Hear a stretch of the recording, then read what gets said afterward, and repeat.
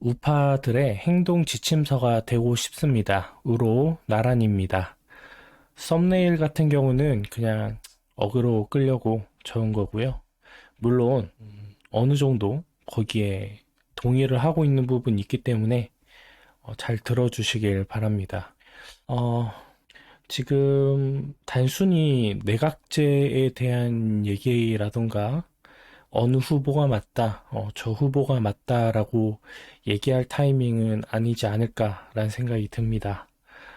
저희가 정말 일어나고 분노해야 할 것은요, 당연한 결과였던 파기환송에 대한 판결을 대선 전에 선고를 해야 될 고등법원이 대선 이후로 연기했다라는 내용을 듣고 나서 엄청난 분노와 그리고 다 같은 마음과 한뜻으로 모여야 되는 게 맞다라는 생각을 굉장히 하고 있었습니다.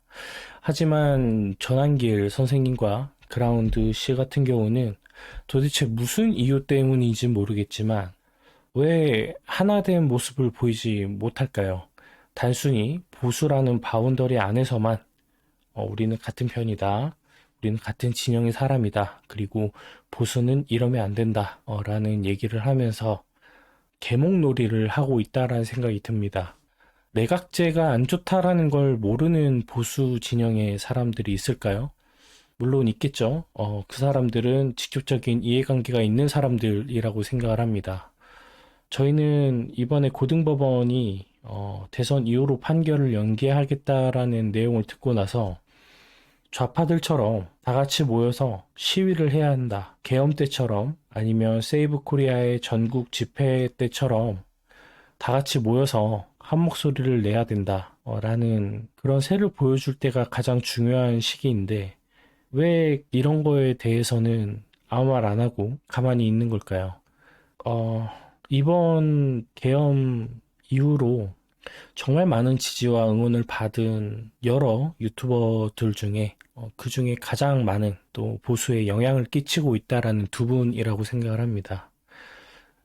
이 두 분도 한마음 한뜻이 되지 못하고 그리고 모여야 할 때, 모이지 않아야 할 때, 이때를 구분을 못 하시는 건지 아니면 억지로 눈을 감고 계시는 건지 모르겠습니다. 이 두 분들은 벌써부터 윤석열 대통령님이 지워지고 있고 서부지법 사태, 저는 민주화 운동이라고 생각합니다. 서부지법 민주화 운동을 했던 그 친구들이 점점 지워지고 있고 도대체 무엇을 원하시는 건지 모르겠습니다. 언제까지 방구석에서 수많은 사람들을 계몽시키고 보수의 뭔가 질을 높이기 위해서 노력하시려고 하는지 모르겠습니다. 지금은 이제 대선이지 않습니까? 대선이라고 하면 우리가 이렇게 결집되어 있고 모여 있다라는 것을 보여줘야 할 때입니다. 그것이 가장 중요한 게 여론조사나 이런 게 아니라 다 같이 모여 있고 한 뜻으로 한 목소리로 외치는 것이 가장 중요한 때라고 생각을 합니다. 그런데 왜 세이브 코리아나 광화문 집회 때는 그렇게 모여달라 호소를 하셔놓고 지금은 그 말을 안 하시는지 이해가 되질 않습니다. 정말 이길 마음이 있으신 건지 아니면 그냥 나는 방송이나 하면서 나는 뉴스, 언론을 운영을 하면서 나를 한 번 더 노출시키는 것에 의미를 두시는 건지 굉장히 좀 속상하고 아쉬운 마음이 듭니다.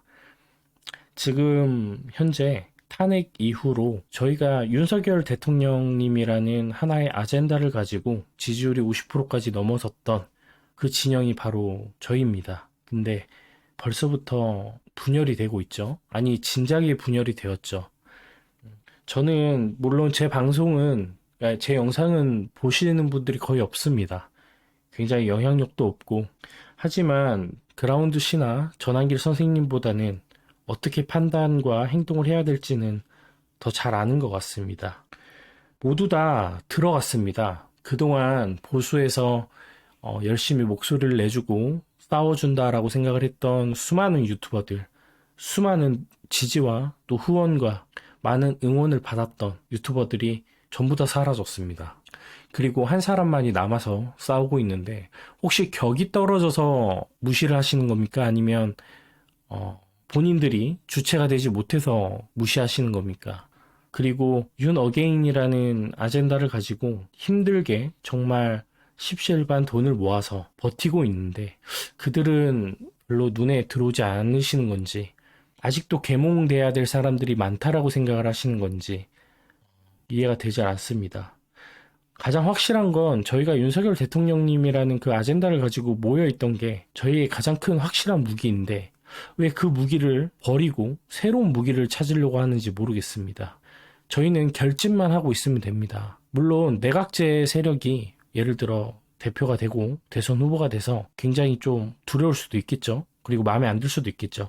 하지만 진보 정권을 막은 뒤에 저희가 해도 늦지 않을 것 같다라는 생각이 드는데 도대체 무슨 생각이실까요?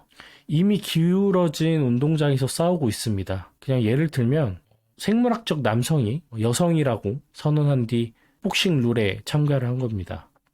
복싱 경기에 참가를 했으면 저희는 어떻게 해야 되죠? 아, 우리는 보수니까 상식과 지식을 겸비해서 싸워야 됩니까? 그 경기를 인정하지 말아야죠. 너는 남자니까, 생물학적 남자니까 싸우지 않겠다. 인정하지 않겠다. 해야죠.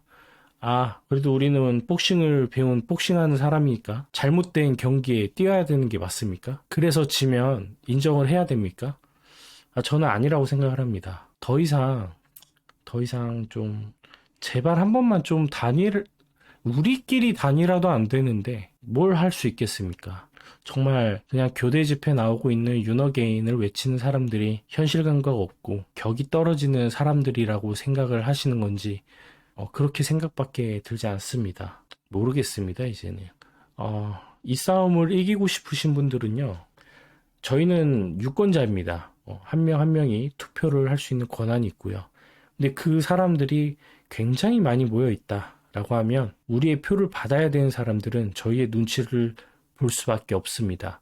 그리고 이미 보수는 50%라는 지지율로 한번 뭉쳤었고요.